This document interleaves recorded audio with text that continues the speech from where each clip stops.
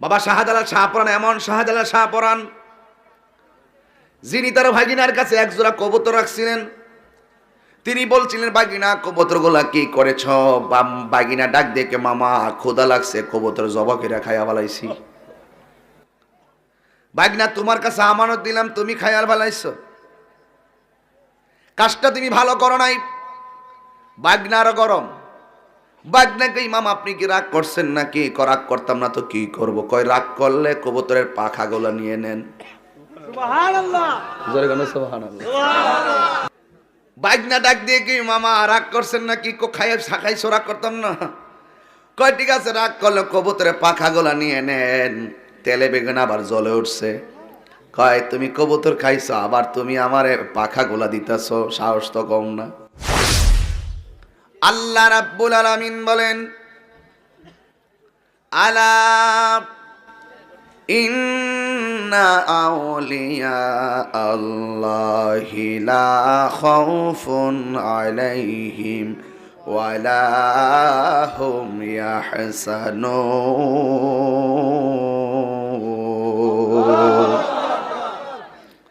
আল্লাহ রাব্বুল আলামিন বলেন, আলা সাবধান, ইন্না নিশ্চয়, আউলিয়া, আউলির বহু বচন, আউলিয়া প্লুরাল, ডাক দিয়া বলেন নিশ্চয় আমার বন্ধু যারা হবে, লা খাউফুন, দুনিয়ায় চলবে ফিরবে ঘুমাইবে খাইবে, তাদের কোনো ভয় নাই।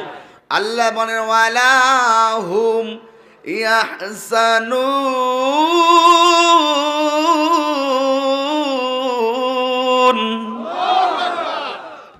আল্লাহ রাব্বুল আলামিন বলেন, যারা আমার বন্ধু, হাসরের ময়দান যেদিন কায়েম হবে, নিজের গ্রামে নিজে যেদিন সাঁতার কাটবে, কঠিন মুসিবতের সময় আল্লাহর ছায়া ছাড়া যেদিন কোনো ছায়া থাকবে না, আল্লাহ রাব্বুল আলামিন বলেন আমার একমাত্র বন্ধু যারা, তারাই আমার ওই ছায়ার মধ্যে অবস্থান করবে, তাদের জন্য কোনো চিন্তা নাই।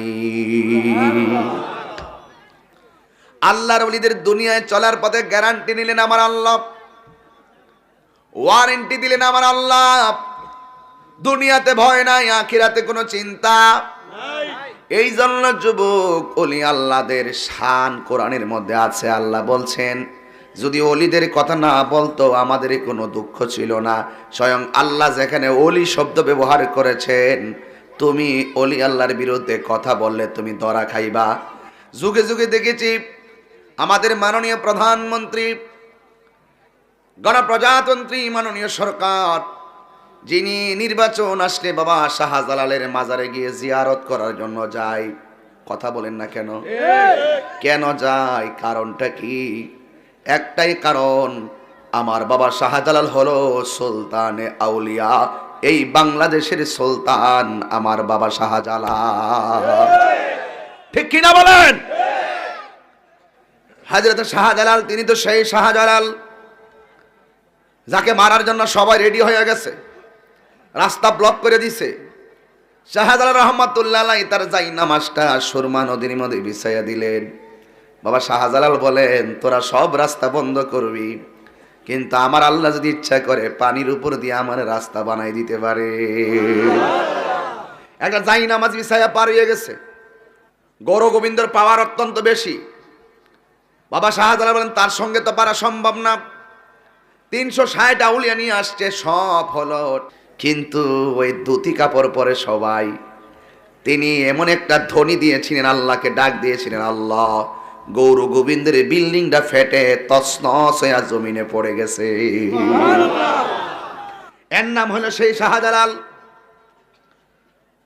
বাবা শাহজালাল শাহপরান এমন শাহজালাল শাহপরান যিনি তার ভাগিনার কাছে এক জোড়া কবুতর রাখছিলেন।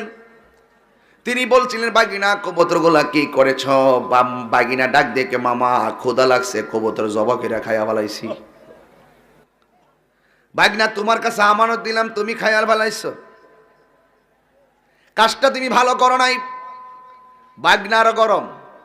ভাগনাকে, মামা আপনি কি রাগ করছেন নাকি? রাগ করতাম না তো কি করব। কয় রাগ করলে কবুতরের পাখাগুলো নিয়ে নেন। সুবহানাল্লাহ, জোরে গান সুবহানাল্লাহ।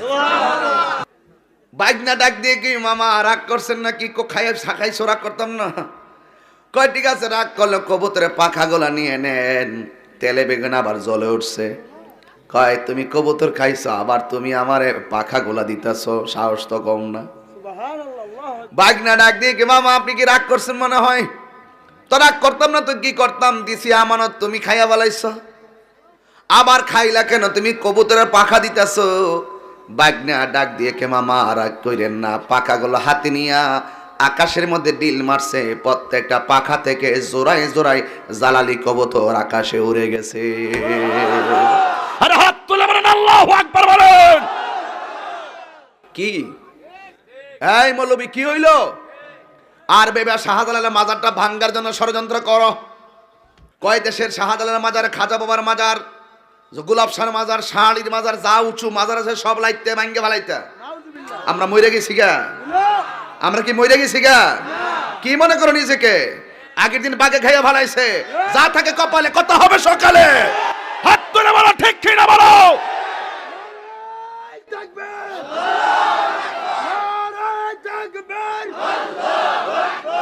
কথা বলেন না কেন, ঠিক কিনা বলেন? অলি আল্লাহর মাজার রক্ষণাবেক্ষণের দায়িত্ব আমাদের হাতে আসে না নাই?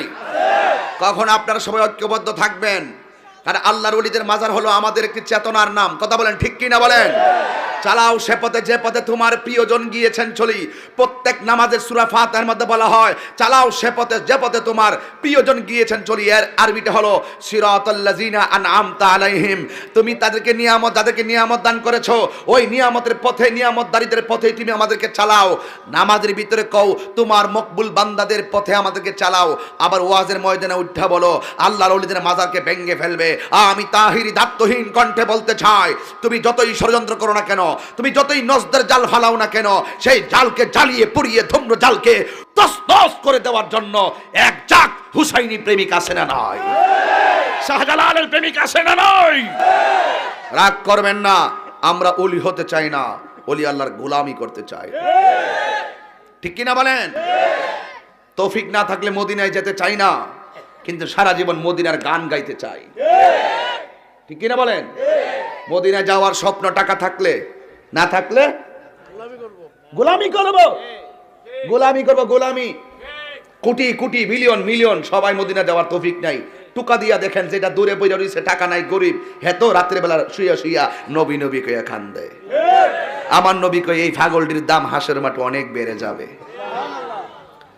এই জন্য মুনাফিকি নয়, কথা হবে ডাইরেক্ট। আর আমি তাহিরি দায়িত্বহীন কণ্ঠে কথা বলতে না পারলে ঘুম হয় না, ঘুম হয় না। আল্লাহ রাব্বুল আলামিন বলেন ওয়ালামু আন্নাল্লাহা মাআল মুত্তাকিন।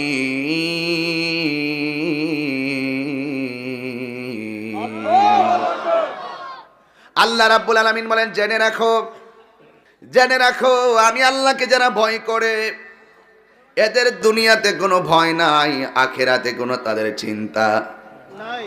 এবং যারা আমাকে ভয় করে এদের সঙ্গে একজন আছেন, জবান খুলে বলেন তিনি কে? এখন প্রশ্ন হলো বাবা শাহজালাল, ও আল্লাহর প্রেমিকগণ, আমাদের দেহ মাটি খাইয়া ফেলল, আপনাদের দেহের ভিতরে মাটি টাচ করে নাই, তার কারণ কি? কারণ একটাই হলো, কারণ মানুষের ভিতরে একটা জায়গা আছে, ওই জায়গাটার নাম হলো কাল্ব। নাম কি? আরো জোরে কন। শরীরটারে ভালো রাখার খাবার আছে, আর কলবটারে ভালো রাখার খাবার আছে। দুনিয়ার মানুষ শরীরটারে ঠিক করবার লাইগা কত কিছু খাই রে। আর প্রেমিক যারা হবে তারা দুনিয়ার খাওন কমায়া দিয়া কলবের খাদ্যের তালাশ করে। গিজাউল কালবে যিকরুল্লাহ, অন্তরে খাদ্য হলো একমাত্র আমার আল্লাহ পাকের জিকির। কার জিকির? আল্লাহ আল্লাহ আল্লাহ क्या मुबारक नाम है, अल्लाह अल्लाह आशिकों का काम है, मौत का सीन কুল্লু নাসিন শারিবুন কবর বাইতিন কুল্লু নাসিন দাখিলুন। সব মানুষ মৃত্যুর স্বাদ গ্রহণ করতে হবে গো। সব মানুষ একটা ঘরে ঢুকতে হবে। এই মুহূর্তে যদি যুবক তোমাকে ডাক দিয়া বলে, যুবক রে, উত্তর গ্রামের গোরস্থানে আজকে রাত্র 2টার সময় যাইবা। 2টার সময় যাইয়া ওই কবরে যাই, একটা ভাঙ্গা কবর রাত্রে ঘুমাইবা। যুবক বলবে, তাহিরে হুজুর, ওই 2টার সময় যাইয়া ভাঙ্গা কবরে শুইব। এই কবরটা যদি আমার আব্বারও হয় আমি পারবো না, আমার ডর করে। অথচ যে এই গোরস্থানে রাতের বেলা 2টার সময় যাইতে পারেন না, ওই কবরের ভিতরে একদিন সারা জন্ম আপনাকে পড়ে থাকতে হবে। আল্লাহর রাই তৈলে ডরাই, রাত পোহাইলে ডর ভয় সকলি ভুইলা যায়। দিন রাইতে তোমার বান্দা কলবে যেন পাই, দিন রাইতে তোমার বান্দা কলবে যেন পাই। আল্লাহ রাই তৈলে ডরাই, রাইতে পোহাইলে ডর বয়স কলি ভুইলা যায়। আল্লাহ আমি সৃষ্টি, তুমি স্রষ্টা, আমার কি বা সাধ্য যখন তখন উইরা যাইতে উত্তর গ্রামবাসী বাধ্য। আল্লাহ আমি সৃষ্টি, তুমি স্রষ্টা, আমার কি বা সাধ্য যখন তখন উইরা যাইতে এই তাহিরি বাধ্য। সব ক্ষমতার প্রতিপাদ্য হর হামেশা গাই, সব ক্ষমতার প্রতিপাদ্য হর হামেশা গাই। আল্লাহ রাই তৈলে ডরাই, রাত পোহাইলে ডর বয়স কলি ভুইলা যায়। দিনের বেলা কোন রকম গোরস্থানে ঘুরে, রাত্রে বেলা ডরও যায় না। আসল গড় না নকল গড়? আসল গড় যাইতে মন চায় না, আর নকল গড়ের সৌন্দর্য নিয়ে বাহাদুরি চলছে। আসলের দ্বার কেউ দাঁড়ে না, নকল নিয়ে টানাটানি চলছে। কথা বলেন ঠিক না বেঠে? আমার যুবক ভাইয়েরা, আমি বলেছি ওই ঘরে যেতে হবে। আমার নবী, আপনার নবী বলেন, আমি যখন মেরাজে গিয়েছি আল্লাহ আমাকে অনেক আযাব দেখাইছে, অনেক কিছু দেখাইছে। আমি দেখলাম সব চাইতে কঠিন আযাব হলো কবরের আযাব। এই কবর আযাব এমন, উত্তর গ্রামের প্রত্যেকটা গুরুস্থানে মানুষ বাঁচাও বাঁচাও বলে কাঁদতেছে, কিন্তু আমরা মানুষ শোনার কোনো ক্ষমতা নাই। আপনারা জবান খুলে বলুন, আমার নবী শোনার ক্ষমতা আছে না? না আছে তো ইনশাল্লাহ। নবীজিকে ক্ষমতা দিছে কেডা? আরো বড় করে ক্ষমতা দিছে কে? কোনো সন্দেহ নাই। নবীরে ভালোবাসা যান, কাজে লাগবে ইনশাআল্লাহ। গভীর মনোযোগ। আমার নবী, আপনার নবী রহমাতুল লিল আলামিন বলেন, এই কবরে জনম জনম মানুষ আযাবে থাকবে, আবার এই কবরে জনম জনম মানুষ আরামে ঘুমায়া থাকবে।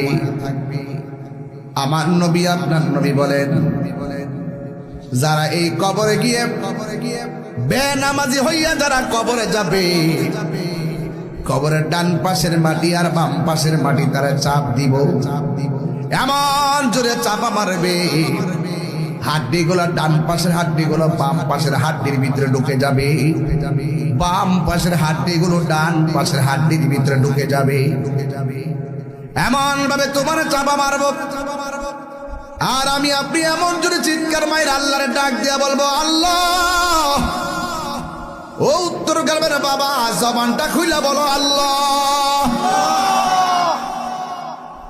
আল্লাহকে এমন ভাবে ডাক দিবে, আর আল্লাহরে ডাক দিয়ে বলবে, আল্লাহ বেনামাজি হইয়া কবর আসলে যদি এত শাস্তি হবে, জীবনে কোনোদিন নামাজ ছাড়তাম না, আবার তুমি দুনিয়াতে পাঠাও। আল্লাহ বলবেন, না না না না, এই কবরে যাওয়ার পর আর ফিরে দুনিয়ায় যাওয়া যাবে না। জবান খুলে বলুন, হায়াতের মালিককে। আল্লাহর হাবিব একদিন গুরুস্থানে গেলেন। কিসে গেলেন? আমি প্রায় মাহফিলে বলি, আনোয়ার ভাই কই, মোবাইলটা দিয়ে, মোবাইলটা দিয়ে। এই খবরদার, খবরদার।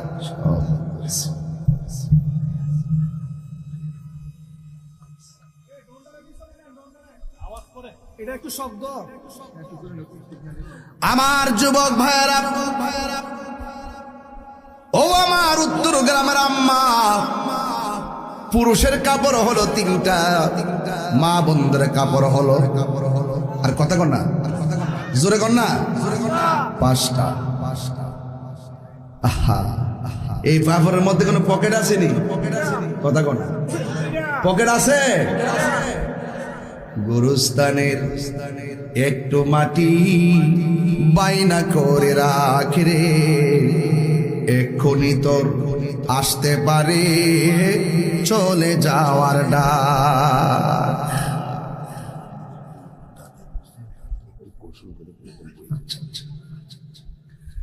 বাবা, আমার যুবক ভাইরা যারা দাঁড়াইতেছেন, আপনারা বয়ে যান, আস্তে আস্তে দেখেন সুন্দর হয়ে যাবে পরিবেশটা। হ্যাঁ, সবাই বয়ে যান, তাহলে সুন্দর হইব ইনশাআল্লাহ। আল্লাহ যদি দয়া করে আপনারা, আল্লাহ যাতে বসার তৌফিক দান করে আপনাদেরকে, আমিন কর। গুরুস্থানের একেটো মাটি বাইনা করে রাখ রে, এক্ষুনি তোর আসতে পারে চলে যাওয়ার না। ওরে মন,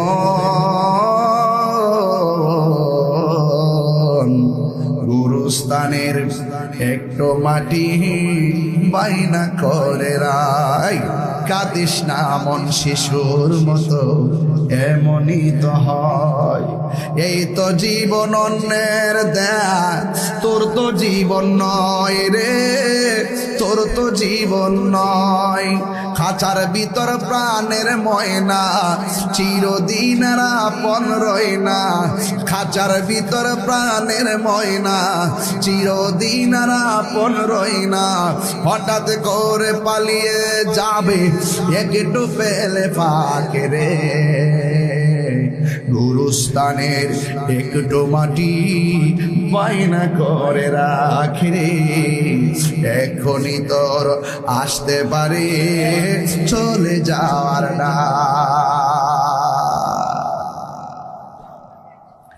দুনিয়ার মানুষ জাগার বাইনা করে, অ্যাডভান্স করে, স্ট্যাম্প করে, দলিল করে, কথা কোন ঠিক কিনা? আমি বলছি গুরুস্থানের একটু মাটি বাইনা করে রাখ। শুধুমাত্র 1 কোটি টাকা দিয়া গুরুস্থান বানাইয়া, পারিবারিক গুরুস্থান বানাইলেই বাইনা হবে না। কবর যেখানে হোক না কেন, কবরের মাটি বাইনা হলো, টাকা দিয়া সেই বাইনা করলেই কিন্তু হবে না। কবরের বাইনা করতে হবে ঈমান এবং আমল দিয়া, কথা বলেন ঠিক কিনা?